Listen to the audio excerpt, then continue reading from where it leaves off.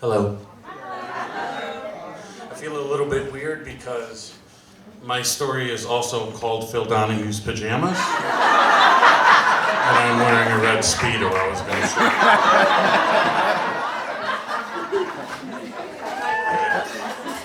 Should I lower the mic and then squat, or whatever? Happy Pride Month, everybody. Happy anniversary to my dear friends Joy and Maida, who I hope are still here because I guilted them into staying. And a request tomorrow, maybe take a moment or two to think about the victims of the Pulse nightclub shooting, which happened 3 years ago tomorrow, right? So this I call the light that becomes. I see myself from air. There's an evergreen tree that stands as part of a collection of evergreen trees in the joint of two buildings that are a part of a large apartment complex I live in at 12, which is when some of this happens. From the tree, on the right day, I tell my parents I can see the Chicago skyline. My 5-year-old son calls it the Sirius Tower, and we don't correct him because how they know those things at that age is holy. Sometimes in the car on a clear day, I'll point out the skyline in the distance. Yes, we see it, they declare, looking the wrong direction. Their willingness to believe or satisfy is holy. This, fortunately, is a story about sadness. Or perhaps it's better for me not to call this a story as much as it is a reflection. In this reflection are moments filled of the senses and other reflections. I tend to mourn things ending before they end. I reflect on reflections. These unhealthy layers synopsize me. They collectively make me delighted and downcast. Downcast. At 40 years old, I returned to the evergreen tree from which I could not see the city. At 40 years old, I'm 12. I've been here before. At 40 years old, I'm 12, and the only thing that matters is this evergreen. Here, this tree, this trunk, me, in amongst the slim branches, each space chambered in cross-hatching sections of twigs. Amongst its arms, I move through units of space in a skeleton, climb through its woody ribs, rest in a mouth of needles. Roof high, light shifts on the branches, thin and knobby like the arms of a crab, while the needles twist in their cuff with the wind, then fall, feathering through the rungs and onto russet sprigs of the worn-over needles below. At 40 years old, I redent the saddle, so to speak, that I tanned many years before when I was a child. I climbed the same tree and sat on a limb, lonely and thoughtful about my world. And as 12-year-olds can be then, I was also 40 and reflective, feeling like a person watching a movie that he's living in, trying to recognize myself in a story, stumbling over a slippery plot. I didn't plan to visit. In the tree, 12 or 40, I look around and I wonder who I might be if I would be the version of myself who is sitting in a different tree. That one, other tree, there, as if me being me in a space in the world 10 feet away would make me someone else. Yeah. Or if me being me in a space in the world 10 feet away would make me still me. Me as someone who is altogether new and still recognizable, familiar in those traits that transfer across planes of beingness. the same colic, the shirt wrinkled in the same spot from nervously twisting it, the same way I clench my teeth to make my ears ring, the same lips covered in strawberry chapstick. Recognizable, familiar, but divergent. Me, but me, who's been on a different trajectory. I look over at the ghost of myself in the next tree, the ghost of myself looking over at the ghost of me as we try to discern differences, the ways we know each other, the ways we are incompatible. If I can imagine myself in a different gap, in one of the world's gaps not yet filled, who then would that make me? Me living within my own attribute, but just living in shift, living over there. I wonder if the only thing that matters is the other tree. At 40, I'm 12, and at 12, I know. At 40, I've been here before. At 12, I listen to the periphery, the air-pressured nail guns from roofers, that rubber wood sound of a flicking diving board leading to the splash of a body, the pinched chirp of sparrows. High in the tree, I could see the next apartment complex over, new, with white window frames and balcony railings. Everything there, new.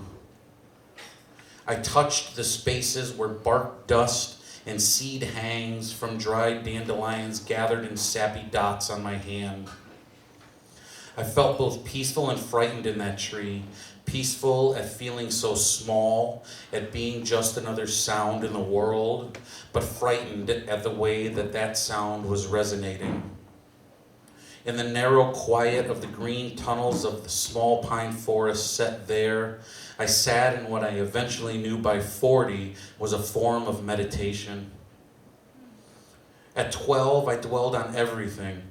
About clothes I wore, about how I carried a conversation with someone, about my arm angle pitching a baseball, about being a good son and a good steward of my developing independence. At 40, I dwelled on everything. About a job that was just a job, about a worrisome bump under my arm, about another election someday, about calendar dates and preset reminders about the significance of those dates, about being a good husband and a good steward of my well-inaugurated independence. At 40, I knew so much about who I became. At 12, I knew so much about who I hoped to become. And it's not that 12 and 40 were or are two polar endpoints on some type of a continuum that I had started then and ended 28 years later, but they are significant points on a chart, points that could be connected by a string, eyes looking at each other from cross-hatched lines on a graph, eyes from two different branches in different places in discernible familiar times. The ghost of me at one plotted point, the ghost of me at another looking over at the ghost of me as we try to accredit our similarities. The only thing that mattered was this evergreen. At 40, I was 12, and at 40, I sat on one of its branches, a little closer to the ground than I had at 12, concerned for its sturdiness under new weight.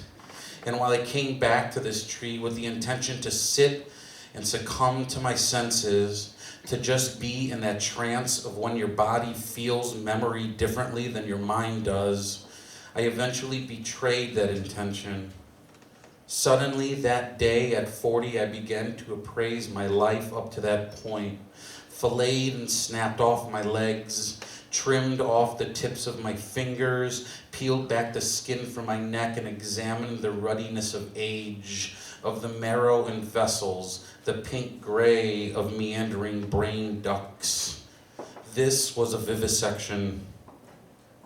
The reflection was a recipe, made up of all the parts that created my story. At 40, I was 12, and even then, a kid. I brazed in thought over everything, reflecting of the webbing of dead possibilities, considering what I had done, what I had missed, and maybe more what then missed me. Those things I wasn't in tune with that had skirted right past me. At 40, I was 12, and at 40, I felt sad that I tasked myself with such weighty things so young.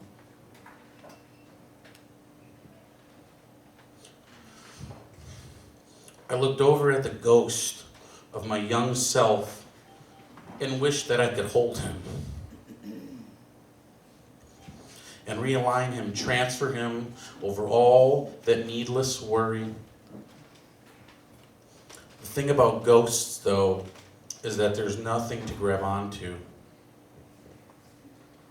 I closed my eyes for a moment, and when I opened them again, the ghost of me was gone. Or maybe it was the ghost that stayed and the bodied me that left. Whichever way it happened, there, in one of those trees, time folded on itself, and whatever holes that were punched in its line matched up.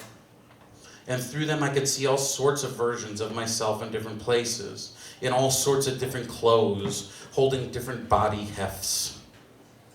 But these weren't idealized versions of myself, just modifications.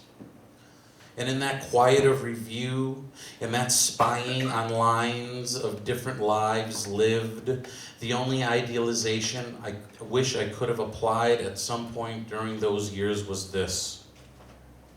Let it go, child.